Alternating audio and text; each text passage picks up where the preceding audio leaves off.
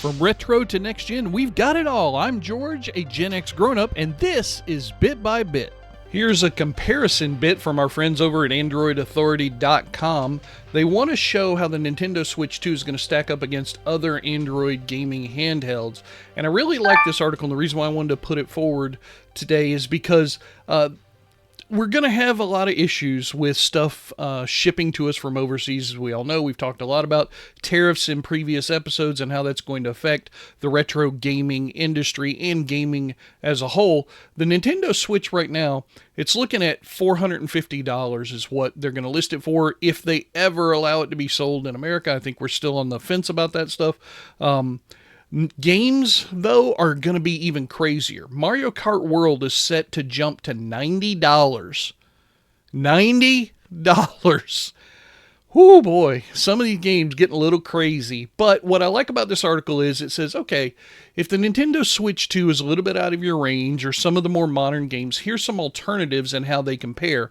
So they basically highlight all the big guys in this space. So Aya Neo is here, and they list some of their devices. They even give you a link to look at it on Amazon for the price.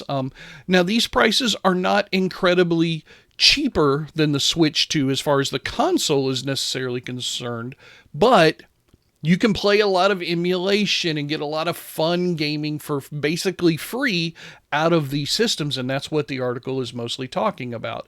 Here's the Odin 2 that they talk about from Aya Neo. Really nice, solid system.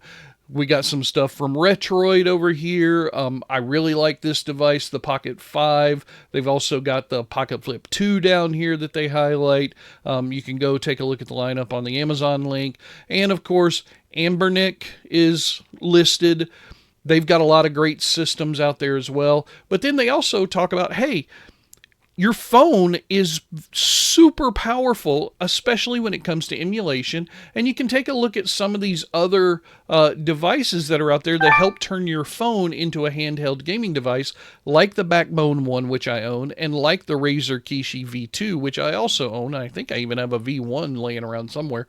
But these are great alternatives to dipping your toe into the handheld gaming market without spending a ton of money. So go check out this article over at AndroidAuthority.com. I'll have the link down in the description.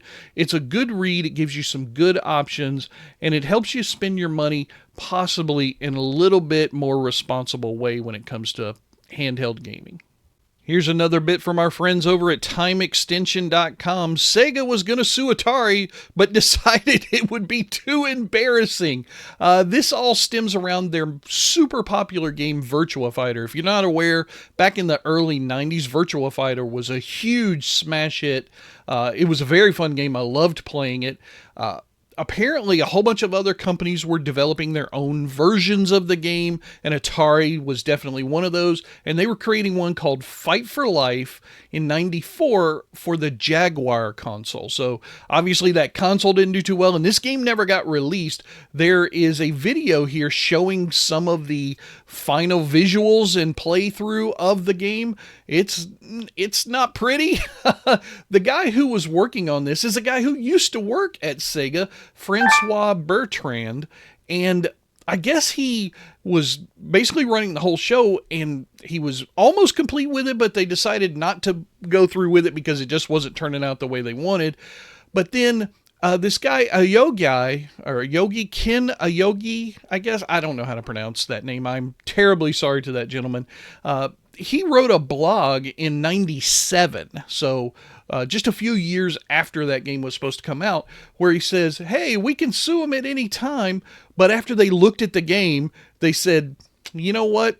It'd be too embarrassing for us to sue them.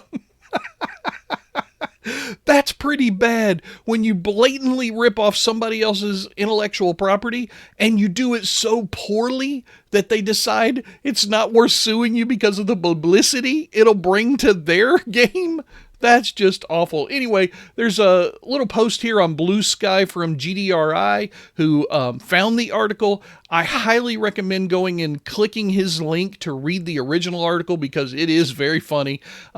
A little bit later on, 2019, Bertrand explained why the Fight for Life turned out the way he did. You know, basically we didn't get all the stuff. We had people, blah, blah, blah, layoffs and everything.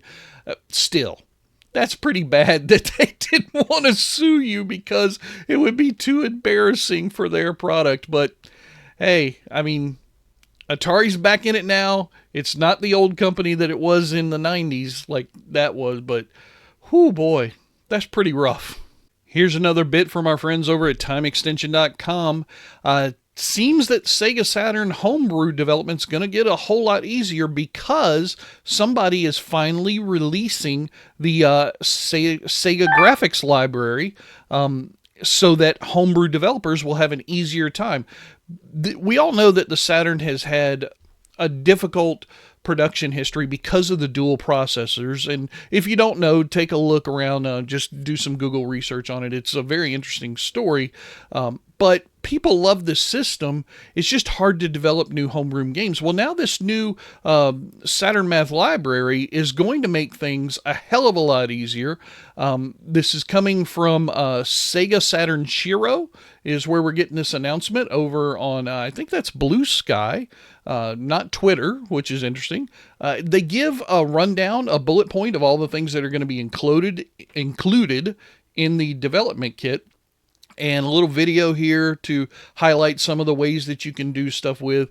I looked at the video for a few seconds and realized very quickly this is way above my head, but if you're a developer or you're a fan of the Sega Saturn system, it looks like we're going to be in store for a lot of new good homebrew games coming out very soon. And here's a sad bit from our friends over at GamesRadar.com. There was a Super Mario speedrunner who was in the middle of creating some new world records, and then his console crashed. So Cosmic, at the early part of April, was running in Super Mario All-Stars version of the Lost Levels. He had just completed, I think it said down here, a new record in Warpless 8.4 world of 2142, which is 3 seconds faster than his own previous record.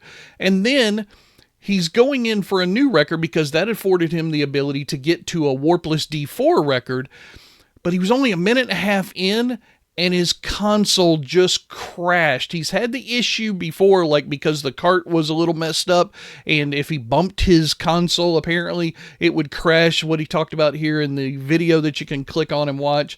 And he was just, I don't think he even touched it, if I remember right. He just was playing the game and it just crashed. So obviously he's got to get himself a better copy of that cartridge, as he alludes to here in some of his tweets and whatnot. But yeah, that's kind of the problem that we face now 30, 40 years on with some of these consoles.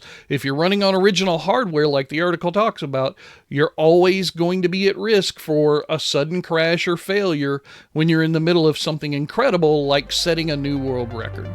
That's going to do it for the news making headlines in the gaming world right now. I am George, and if you want to see more, hit that subscribe button, and I'll keep on bringing you the news bit by bit.